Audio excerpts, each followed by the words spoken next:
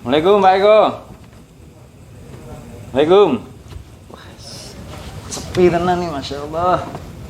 Salam, seto. Sabar Pak kita. Pas panas sih mumpung tak ngeteh siap-siap sih. Masya Allah. Wah, cocok ini. Teh Pak Kopi, Pak. Ya, manut karo Sohibul Baite.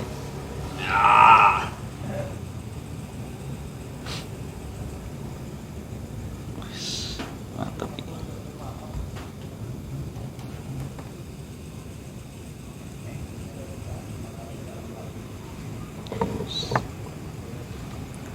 Nah. Assalamualaikum. Waalaikumsalam. Wah, Masya Allah. Ngeteh. Jenengan sing pundi? Sama saja. Oh. Pokoknya semua minuman dan makanan itu toyib, nggak ada yang Nonton nggih. iya. Karena memang semuanya itu toyib. Yang penting nggak berlebihan. Kecuali kalau minuman yang memabukkan itu jelas Weh. diharamkan. Niki sing pundi? Alhamdulillah tadi dari Bledek. mendung ini memang Mendung, kelelap. suasananya memang hari-hari ini kan antara hujan dan panas itu memang seimbang. Nonton. Tapi cenderung curah hujan itu biasanya agak malam. Ya, jadi germis-germis. Germis-germis. Nah, salah satunya tadi saya habis kekajian itu ke masjid mana Abdurrahman bin Auf itu ya ujian bagi saya. Germis-germis, gitu. Kalau nek dipikir enak turu, tapi ya itu kembali lagi itu. Asik. Wah, rasa was-was dari setan tuh memang semakin gede. Sana. Wah, enak turu. Padahal ya nek ade begitu mangkat ngaji, wis sampai sana ya alhamdulillah. Sumu aku terusan tersinggung. Aduh, kita bener jawatan nih Pak kita. Ya tadi ya ketik ngaji tadi ya gremes tapi ya wis Nggih. bicarane Wedangan sih Pak kita. Ngenten Pak kita. Jenengan pun tenan, tembe. Sudah alhamdulillah. Masyaallah. Baleni Pak. Bismillah. Mas kita lagi. Mas kita nggih. Ora usah disebutke apa tehnya apa aku ndak dikira promo. Alhamdulillah.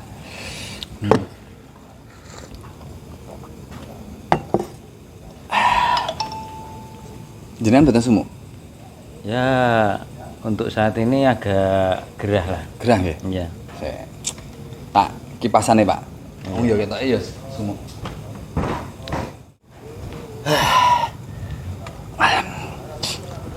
Pripun kabare Bapak Pak Gito? Alhamdulillah untuk kondisi sudah sehat. Selain sehat beliau juga sudah saya sarankan untuk memang tadi ada salah satu ya ustadz lah, tapi nggak usah saya sebutkan, yang jelas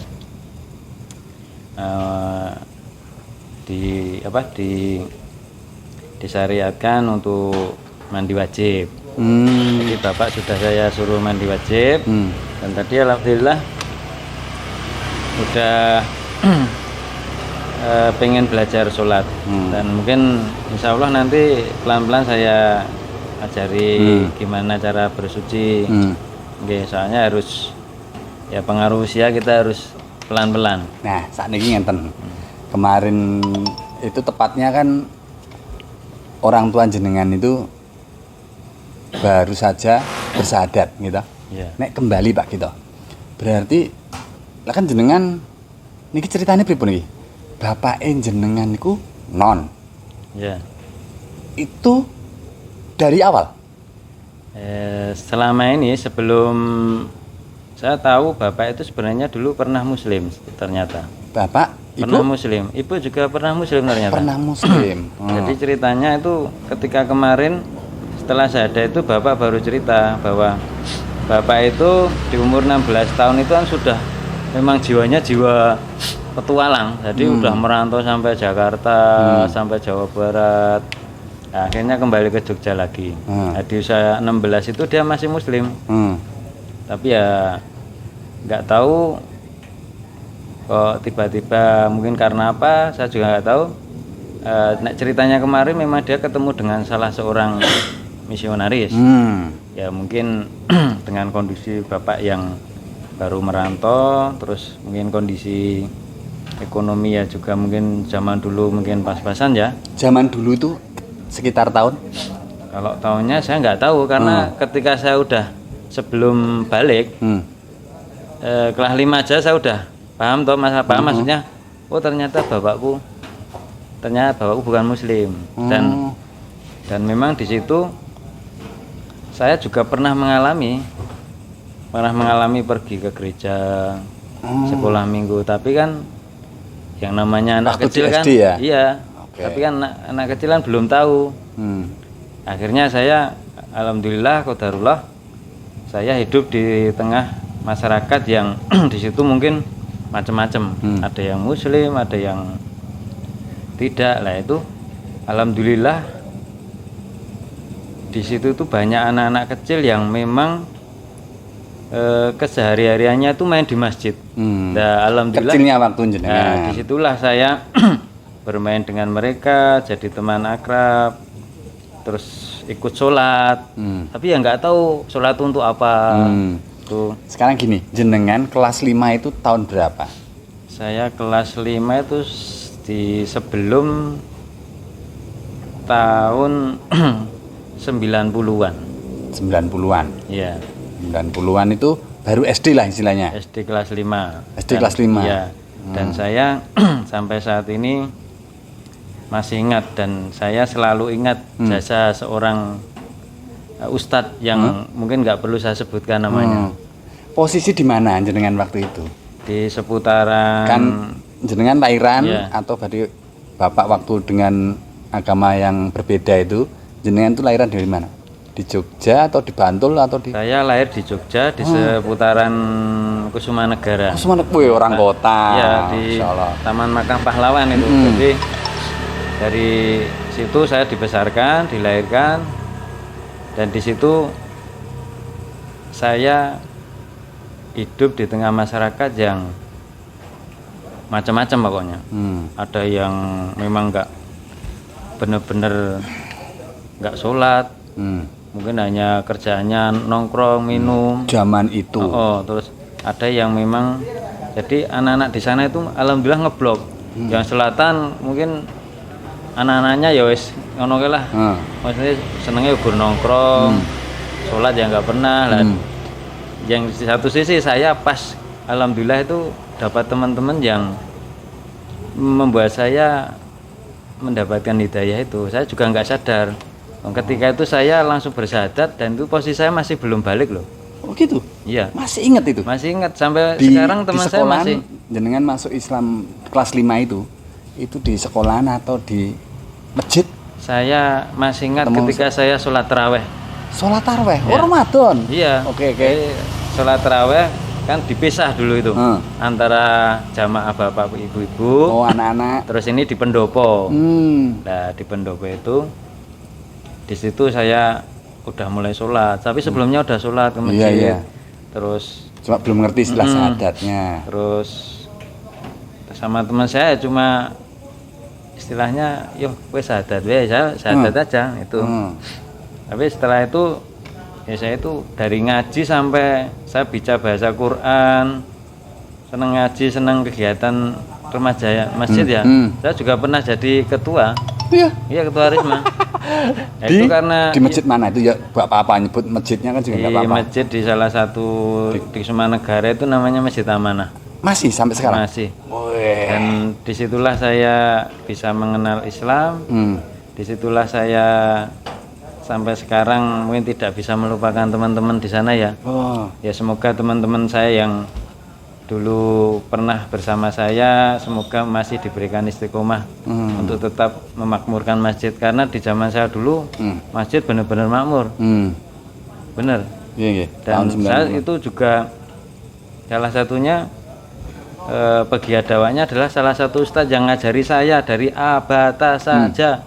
Boleh tahu namanya ustadznya? Nggak apa-apa. Itu Ustadz Argo Abu Zahro.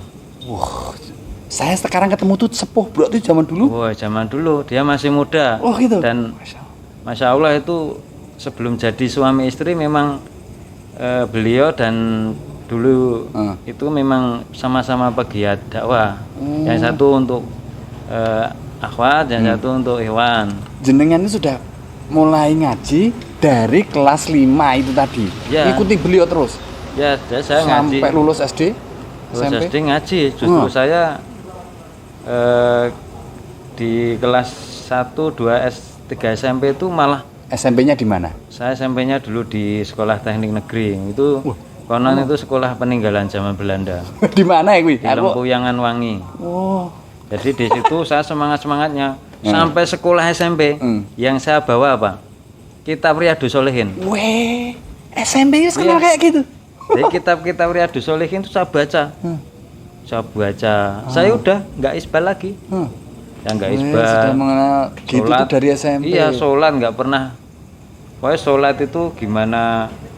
Jangan sampai saya tuh sholat di sop kedua. Oke, kembali ke ini kan yang baru seru, baru kemarin malam kan ya, Bapak jenengan. Berarti jenengan dari SD sampai sekarang, Ya. kemarin lah sebelum Bapak jenengan itu non terus. Ya Iya. satu rumah. Satu rumah sama ibu. Dan saya lihat memang Anda lihat perkembangan jenengan dari SD kecil Muslim terus itu di rumah gimana? ya keistimewaan ibu saya, Masya Allah. Dan bapak saya itu ketika puasa, sebelum saya itu posisi masih di loh, di sana di daerah yang saya dulu tempat tinggal. Makam Pahlawan. Iya. Itu ketika puasa, ibu saya itu menyiapkan saya sahur. Wih. Walaupun ibu saya Non. untuk saya itu non, tapi ya itu tadi kembali bahwa memang ibu saya pernah muslim toh. Dan bapak saya mungkin pernah muslim, ya mungkin mereka tahu bahwa Ramadan itu puasa. Itu. Sahur disediakan. Iya. Buko? Buko saya pemburu takjil dulu. Iya. Ketahuan. Jadi selain saya ikut panitia takjil, Risma juga. Ya. Sehari-hari saya tuh tidur di masjid. Dari SMP saya tuh nggak pernah tidur di rumah. Malam di masjid, pagi pulang mandi sekolah. Balik lagi di masjid. Balik lagi di masjid. Kenapa? Kan Ya. ada bapak ibu. Jenengan berapa bersaudara kembali? Saya 6 bersaudara. Jenengan nomor? Ya, nomor 4. Nomor 4. Berarti masih punya kakak. Punya kakak saya 3. Saya posisi di nomor 4, masih punya adik 2. Dulu terus gimana sih? Bapak ibu kan non. Iya. Jenengan nomor 4 Muslim. Ya. Ya yang kakak-kakaknya? Kakak-kakak sebagian Waktu itu loh. kakak udah muslim, tapi saya nggak tahu muslimnya deh. Tapi yang jelas kakak saya udah muslim. Oh. Ketika saya paham Islam, kakak saya udah muslim. Terus yang adik saya cer istilahnya itu muslim. Itu mereka termasuk jenengan tuh belajar sendiri gitu? Iya. Oh. Sementara orang tuanya kan non ya?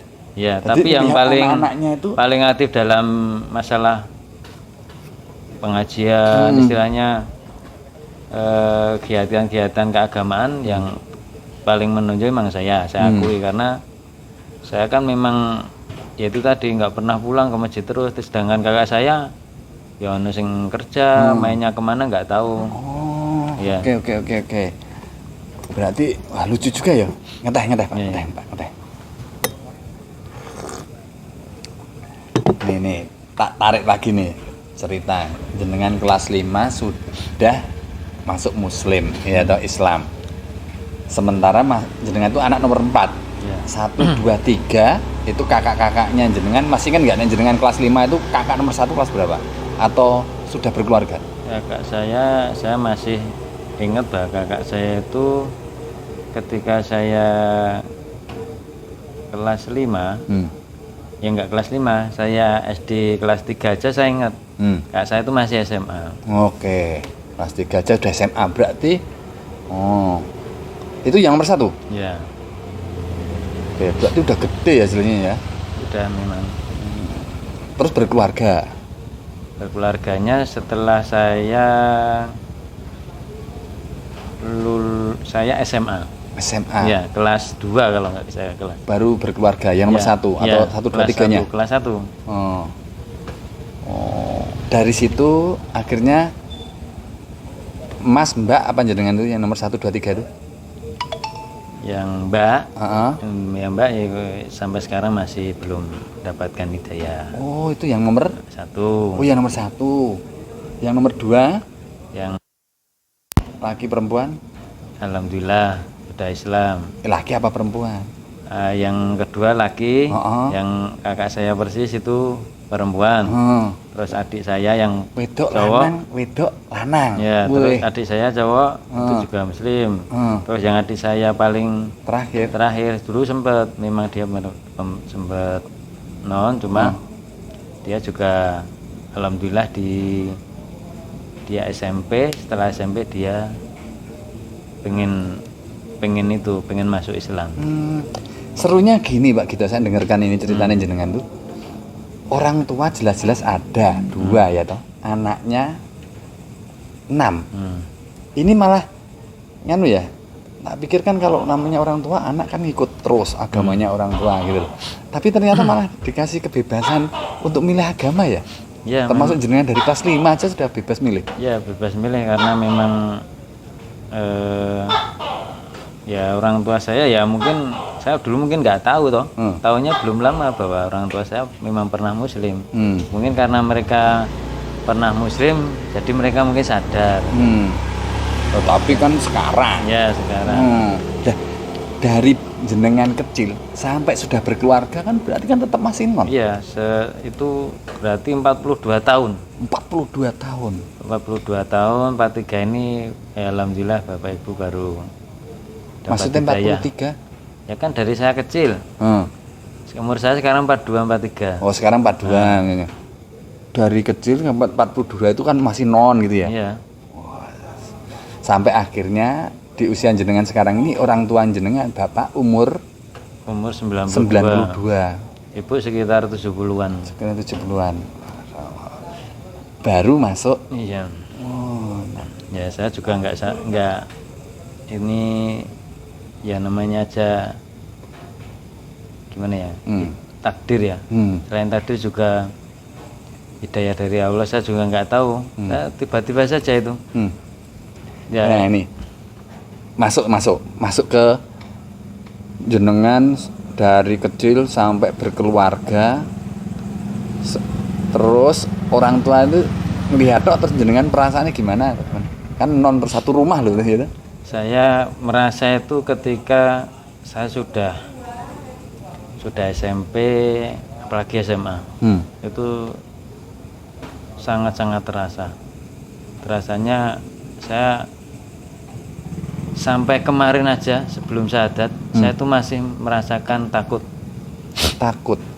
ketika suatu saat bapak dan ibu saya diambil sama Allah. Saya nggak bisa apa-apa. Ya nggak bisa mendoakan.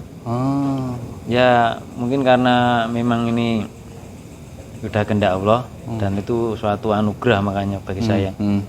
Karena dengan seperti ini ya selama ini doa saya terkabul.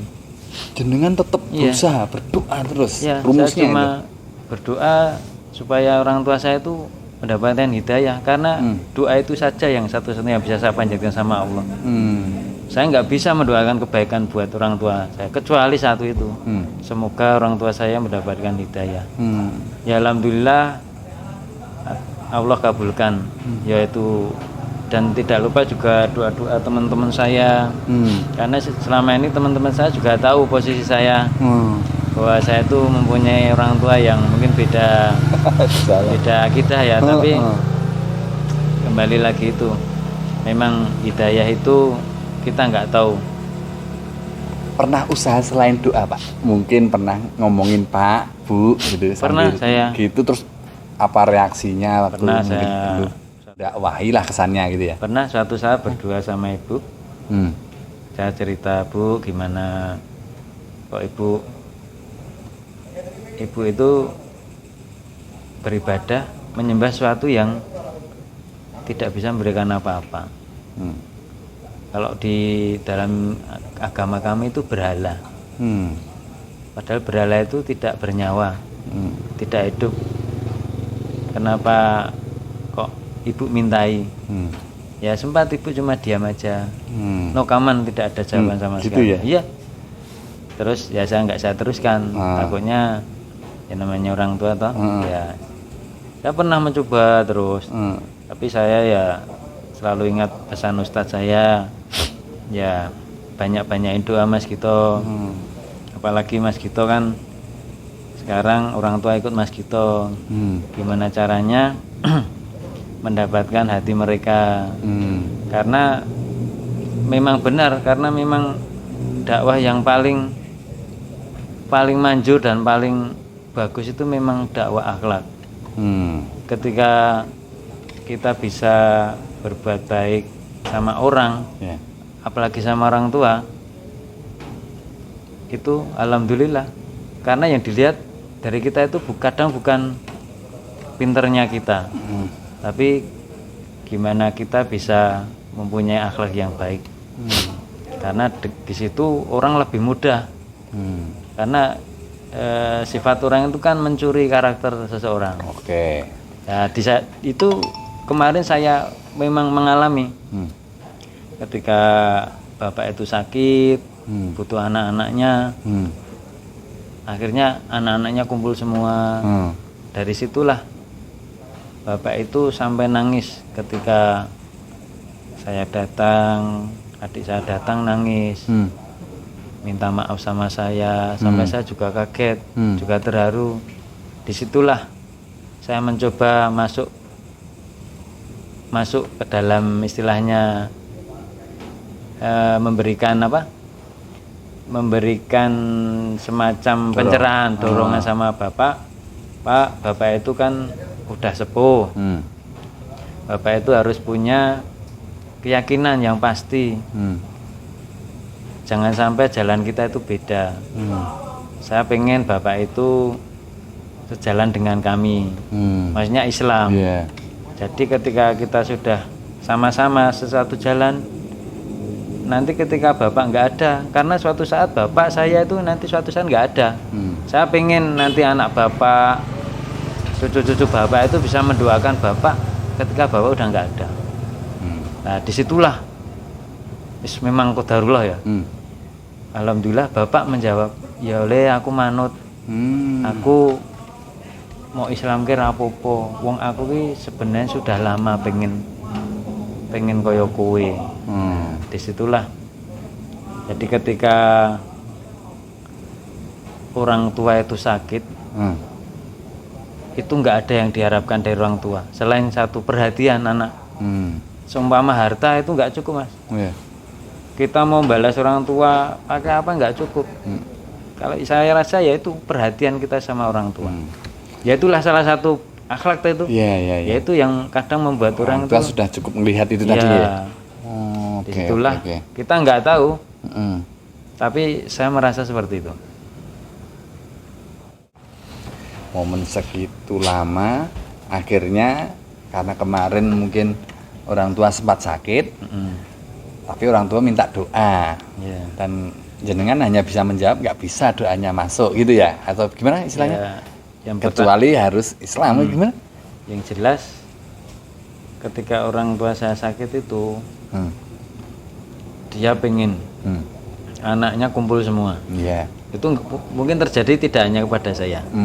Mungkin ada sebagian orang tua seperti itu. Ada. Mungkin itu waktu sakit apa sih? Ya kemarin sempat flu, terus sampai sesek. Akhirnya saya carikan tabung oksigen dan ya alhamdulillah adik saya nyarikan ada. Jadi saya sama adik saya itu pinjaman mana, akhirnya alhamdulillah dapat pinjaman dari teman-teman di Peduli Muslim ya di Jogja. Kalau adik saya dapat dari teman-temannya. Alhamdulillah bawa 2. Dan disitulah momennya ketika kumpul. Itu bapak saya tanya sambil nangis bapak saya itu.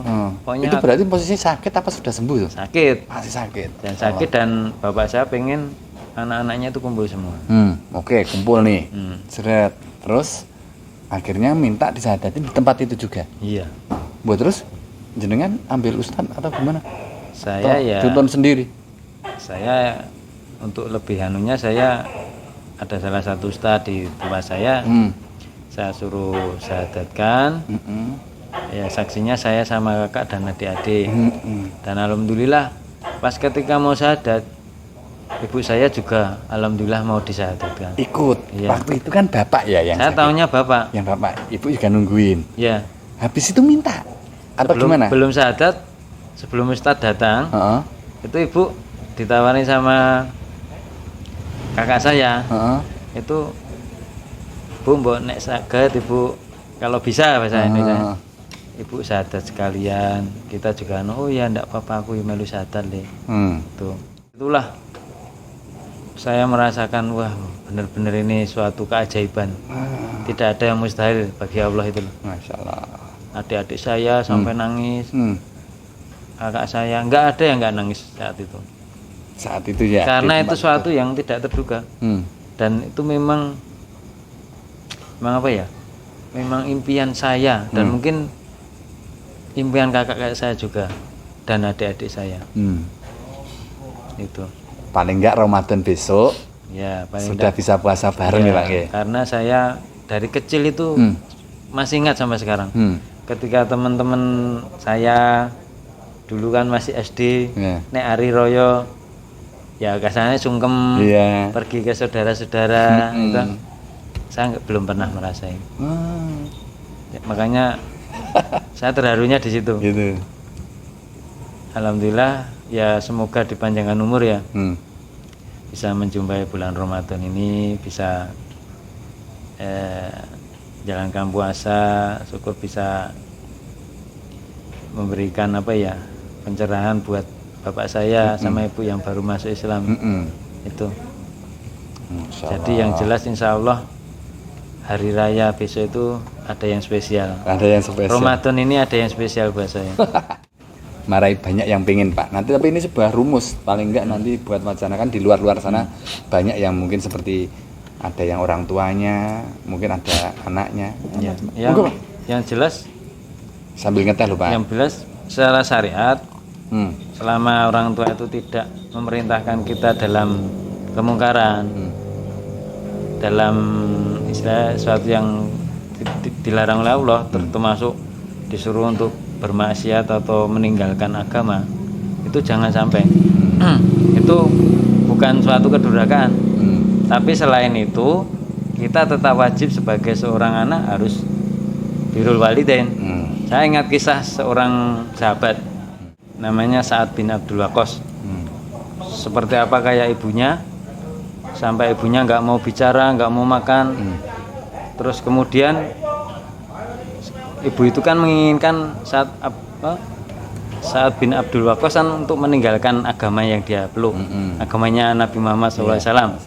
Terus sampai Sa'ad bin Abdul Waqqas bilang sama ibunya, seumpama ada 100 nyawa dalam diri ibu dan nyawa itu keluar satu persatu, saya tidak akan meninggalkan agama Muhammad. Dari situlah bahwa memang pentingnya kita harus bisa membedakan antara birrul walidain dan tidak taatnya kita kepada sesuatu yang tidak dibenarkan oleh agama. Dan itu kita ambil juga bahwa kita harus sabar, karena kalau kita nggak sabar itu hikmah sabar juga. Iya. Menunggu sekian lama. Iya, menunggu sekian lama. 42 tahun ya. Ya kita mungkin Masya Allah. perlu belajar dari para sahabat. Mungkin banyak ya, termasuk Bilal bin Rabah, keluarganya Yasir, seperti apa ketika itu ibunya disiksa. Itu kan mereka bersabar dalam apa? Mencapai kemuliaan Islam itu loh, mempertahankan agama Islam. Jadi nek saya bagi hewan-hewan yang punya ibu, yang punya bapak, ya gimana caranya kita menyayangi mereka. Dan kalau memang punya pengalaman seperti saya seperti ini, mempunyai orang tua yang tidak seakidah, ya bagaimana caranya kita tetap berbuat baik sama mereka. karena kita kembalikan kepada yang membolak-balikan hati. Jadi hidayah itu kita nggak tahu, dan jangan merasa aman dari dosa-dosa besar termasuk syirik. Kita sebagai muslim nggak boleh merasa aman dari kesyirikan. Kita bisa saja istilahnya pagi beriman, sore kufur bisa. Karena itu jika seorang muslim dia dengan bangganya, wah aku muslim, aku aman-aman itu sebenarnya salah. Itu justru malah tipu daya setan. Yang penting gimana caranya kita menjaga kita termasuk kita berteman dengan orang-orang ahlu tauhid, ya toh, itu salah satunya. Jadi alhamdulillah dengan seperti itu insya Allah akidah kita tetap terjaga. Pak Gito, 6 bersaudara, betul tak? Ya. 6 bersaudara, 2 orang tua. Sekarang semua sudah Islam. Belum. Belum. Kakaknya ya? Kakak. Ya. Tinggal 1. Ya. Nomor 1. Ya. Masya Allah. Ini berarti, nek jenengan gimana nih rumusnya ini? Apa? Ya, nek kalau saya bergaul biasa.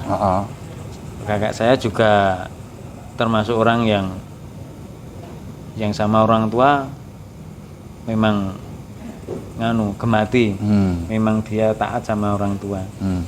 Makanya kakak saya itu termasuk orang yang disayangi sama orang tua saya. Sekarang posisi di mana? Posisi di Jogja juga. Oh, Jogja, dekat juga ya. Dan saya juga walaupun saya seorang kakak saya itu Nasrani, tapi saya juga bangga dengan dia. Karena walaupun kakak saya itu Nasrani, justru dia yang membukakan pertama kali untuk bapak saya masuk Islam. Maksudnya gimana? Karena mendorong. Ya, kakak saya pertama kan yang paling dekat dengan bapak, dengan ibu. Justru kakak saya itu memberikan dorongan kepada bapak dan ibu saya. Sebelum bersadat, kakak saya itu nelpon sama saya, memberikan info kepada saya. Gitu. Bapak sudah tak kasih tahu, bapak kan udah tua, udah tak kasih pilihan. Kamu mau milih siapa pak? Silahkan. Anak-anakmu banyak. Kamu mau muslim silahkan, mau Nasrani silakan. Disitulah saya tetap bangga sama kakak saya. Saya bangga maksudnya kakak saya memberikan kebebasan. Tidak harus bapakku harus ikut aku anak pertama ndak. Justru kakak saya memberikan kebebasan. Monggo bapak mau milih yang mana silahkan. Ya alhamdulillah ya milih Islam. Masya Allah. Dan itu mungkin kembali lagi memang bapak saya itu memang kan awalnya dari Islam. Berarti mungkin Allah mengembalikan lagi. Tidak terlalu sulit ya. Tidak terlalu sulit. Cuma ya tetap gimana, saya tetap bersyukur karena memang hidayah itu kembali lagi. Hidayah itu mahal. Tidak semua orang bisa mendapatkannya. Oke, berarti tinggal 1 kakak yang berdoa juga ya mungkin ya biar saya cuma semuanya. Tetap bergaul sama kakak saya dengan baik. Masalah hidayah itu kan urusan Allah. Sekarang cita-cita Pak Gito, orang tua sudah kumpul, sekarang utuh Islam sampai besok ke Ramadan. Apa Mbak? Satu yang mungkin kalau boleh tahu mau apa gitu Pak Gito. Ya Ramadan ini itu ya saya punya agenda. Yang jelas saya sama kakak-kakak saya, adik-adik saya harus punya komitmen untuk mulai hari ini. Komitmen untuk bisa menjaga bapak dan ibu tetap istiqomah. Dengan cara? Ya dengan cara membimbing bapak ibu. Toharoh dulu, terus sholat, diajak ke kajian-kajian, Tapi mungkin itu nggak instan kayak gitu, Ya, harus pelan-pelan. mengikuti dengan umur 92 tahun. Jadi saya sampaikan kepada kakak saya dan kepada adik-adik saya, ya ini merupakan anugerah buat kita semua. Dan ini mungkin nggak kebayang di hati kalian. Secepat ini bapak sama ibu bisa itu harus disyukuri. Ya dengan cara gimana caranya kita itu berbakti sama mereka. Berbakti istilahnya senangkan hati mereka, buat mereka bahagia. Dengan seperti itu mereka merasa tentram, karena orang tua itu nggak butuh harta kita. Bener, seumpama kita kasih harta nggak cukup mas. Karena itu ya gimana caranya orang tua itu adem ayem itu tentrem. Anaknya tuh tanggap, ora butuh, ya kita bisa memperlakukan mereka. Jadi nggak usah nunggu dibutuhke. Kita harus melayani itu. Mantap Pak Gito, Sip. Lanjut Pak Gito, tehnya Pak Gito.